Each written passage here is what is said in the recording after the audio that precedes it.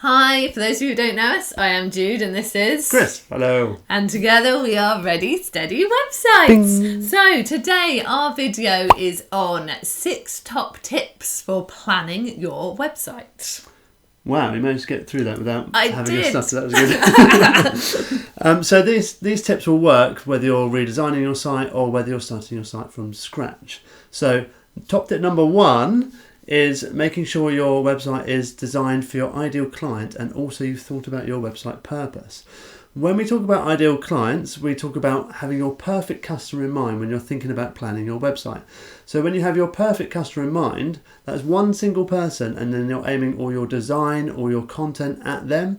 It will make your content generation and the design and the layout and everything about your website much easier if you're focusing on that one single person.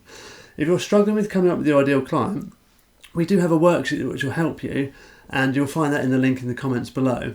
But basically you're thinking about everything around that ideal client, so their name, their age, if they've got kids, their hobbies, what kind of job they're in, their frustrations, their worries, things that are going well in their business, everything you can think of to make as more rounded person as possible. Yeah, and once you've got that ideal client in mind and you're thinking about how you're going to write for them, how you're going to attract them with the different images you're going to use, which we'll talk about a little bit in a minute, you also need to be really clear on what the purpose is of your website. And by that we mean what it is you want that ideal client to do on your website. So is the purpose of your website to get them to buy from you straight away? You know, have you got an online shop? Is that the purpose? You want them to click buy now, chuck something in the basket and part with their cash?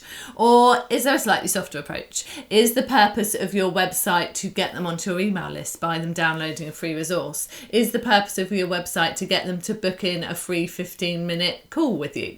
Whatever it is you want that person to be doing by the end of looking around your website, that needs to be really clear in your mind, because it's going to inform a lot of the rest of your website planning and website creation. So that is top tip number 1.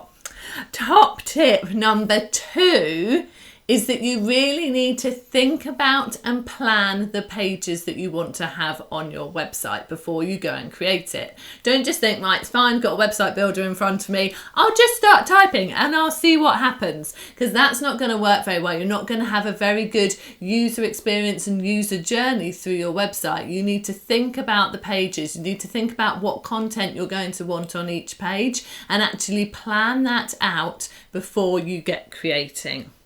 And top tip number 3 is that any content on your website, any kind of action you want someone to do, should be no more than 3 clicks away. So if you want someone to click and take an action, whether it's buying something, whether it's filling out your contact form, you need to make sure that it's not more than 3 clicks away in terms of your site structure. So if you think about someone clicking on maybe a panel on the home page, then they go through to a services page, and then they go through to a sub-service page, and that's the point where they click on the action. You don't want to be any deeper than that. So if you do have a site that's kind of bigger, you can sort of circumvent that by using a drop-down menu. That's kind of a quick way of kind of circumventing that extra click.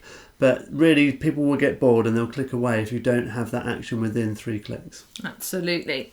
And top tip number 4 is write your copy before you start thinking about the page layout and the design of your website. Copy comes first, because some people will go and have a look at some website templates and think, that one's pretty, I like that, and think, I want to use that. But actually the nature of their business and their service means that there's a little bit of explanation that comes with what they do to get people to understand the process. And if they've chosen a design where there's not much room for any text on the page, that's not going to work. So you need to write your copy or work with a copywriter to help you write your copy first. Then when you can see how much text you're going to need on each page of your website, that's when you can start working on the design or choosing a template or getting a web designer in to work with you. So your copy comes first, and that's really, really important that you actually include that in that planning stage. Yes, top tip number 5 is make sure you choose good images.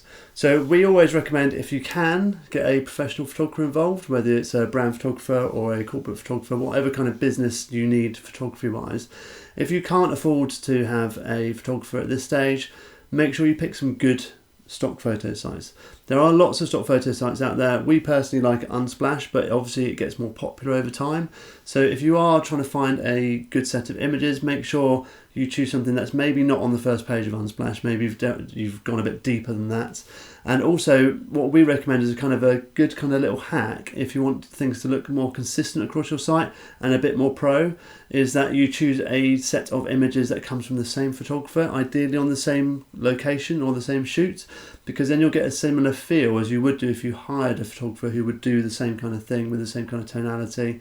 And then it will feel a bit more professional than it would have done if you'd just picked random stock photos from random sites. Absolutely. And with your images as well, make sure you get a range of them. Make sure you get some that are landscape, some that are portrait, some that are close-up of things being done, some that are more just scenic shots. Get a real range of images, whether that's in your brand shoot, and if you're using a brand photographer, they will know that anyway. But just so that for each page of your website, you're going to have images that work for that page.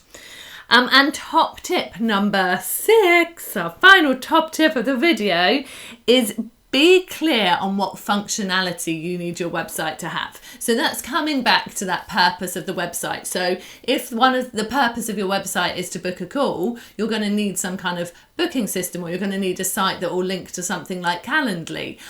If the purpose of your website is that it's actually an online shop, it needs to be an e-commerce website. You need to have that functionality in there.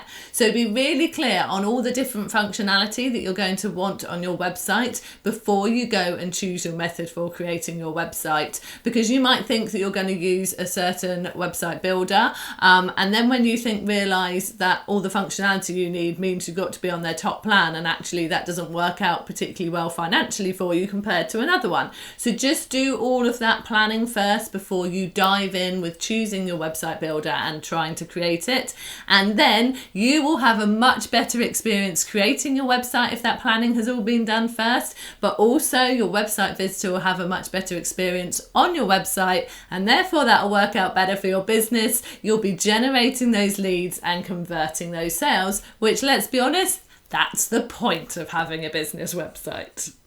Yes, so that's it for our top tips. If you found that useful, feel free to subscribe and check the comments below for useful resources. Absolutely. So hopefully we'll see you in the next video soon. Take care. Cheers. Bye. Bye.